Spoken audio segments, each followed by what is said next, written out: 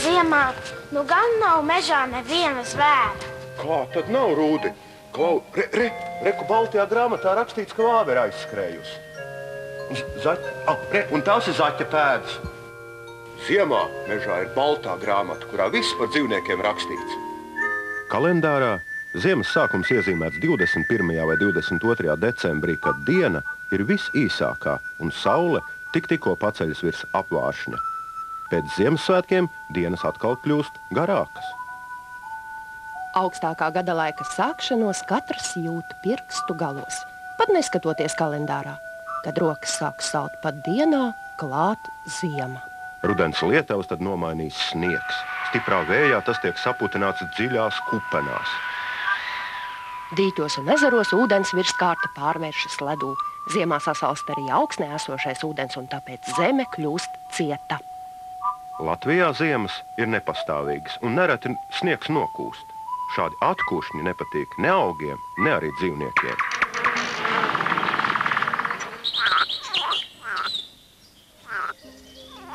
Ilgākā atkusnī pamostas dzīvnieki, kas devušies ziemas guļā. No dziļās alas izlien jenatsuns un āpsis. Migu lapu vai salmu kaudzē pamet arī ēzis, un no pagrabiem un alām var izlitot pat tur ziemojošies sikspārņi. Šiem dzīvniekiem ziemas miegs nav pārāk ciešs, un tie ātri vien atkal atsāk ziemas guļu. Viņi atkal kļūst nekustīgi, pazeminās ķermeņa temperatūra, retāki kļūst sirdspuksti un arī elpošana. Laika pārmaiņas ziemā gandrīz nejūt vardas un tritoni. Viņi ziemu pavada ūdenī zem akmeņiem, nogrimušiem kokiem vai dūņās. Šie dzīvnieki ziemā izņemti no ūdens lēni un gurdeni kustas.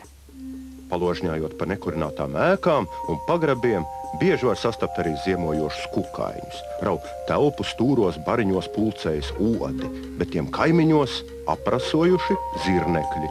Savukārt šo naktstauriņu tā arī sauc alu pūcīti.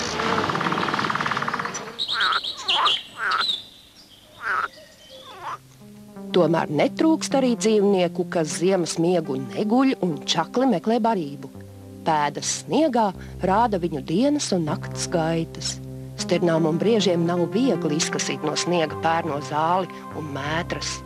Visgrūtāk dzīvniekiem klājas, kad pēc atkušņa sniegu klāj ledus kārtiņa sērsna. Tā savaino dzīvniekiem kājas. Arī lapsai šai laikā grūti atrast peles, jo tās slēpjas dziļi zem sniega. Daži dzīvnieki ziemā tērpti baltos kažokos, lai paliktu nemanāmi. Tomēr baltais zaķis balts ir tikai ziemā, kad nokusīs sniegs, zaķis šo tērpu nomainīs pret pelēku brūnu. Arī mazākais plēsīgais dzīvnieks Latvijā zebiekste kažoka krāsu maina līdzīgi. Vieglāk ziemā klājas vāverei un zenim. Viņiem klāts bagātīgs galds, eglēs un priedēs, kur netrūkst čiekuru. Kā tās vāveres no čiekuriem var pārtikt? Lai piekļūtu sēkliņām, vāveri čiekurus sagrauž. Dzenis tos iespiež koka spraugā un izknābā. Savukārt sīlis ziemai noslēpjas daudz ozolu zīļu, taču tās grūti izkašņāt no sniega. Vieglāk zīles atrast pie cilvēku mājām, kur attīrīts sniegs. Tad sīles kļūst par īstu negausi un ēd cik tik spēj.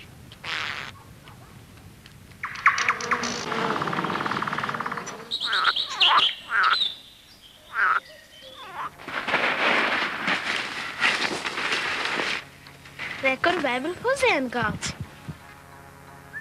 Bebrs jau rudenī sagatavojas barības krājumus, ūdenī sakrautu zaru kaudzi. Viņš arī ziemā var izlīst krastā un atrast kādu apgraužamu apsi vai kārklu.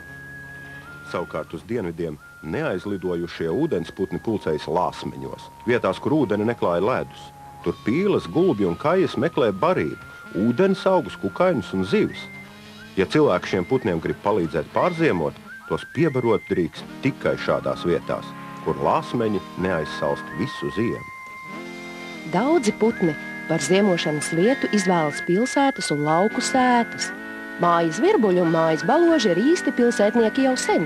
Bet nu viņiem piebiedrojušās arī vārnas un meža pīles. Pilsētā vieglāk atrast barību un naktīs gaišāks un siltāk. Kad sasniedz sniegs, barību mājas tuvumā meklē arī laukīrgas.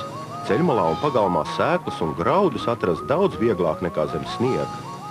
Savukārt, meža putni labprāt apmeklē barotavas.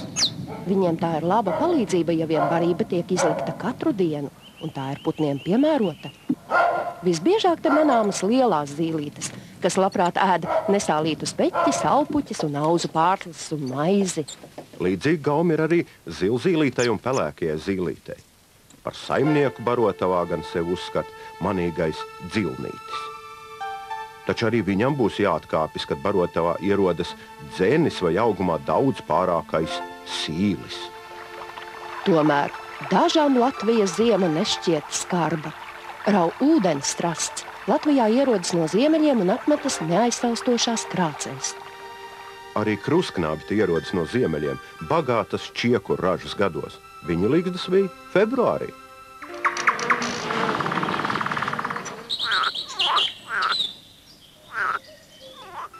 Tā kā neskumstiet, ja ziemā salst rokas. Kādam noteikti ir vēl grūtāk. Un galu galā ziema beigsies un drīz sāksies pavasaris.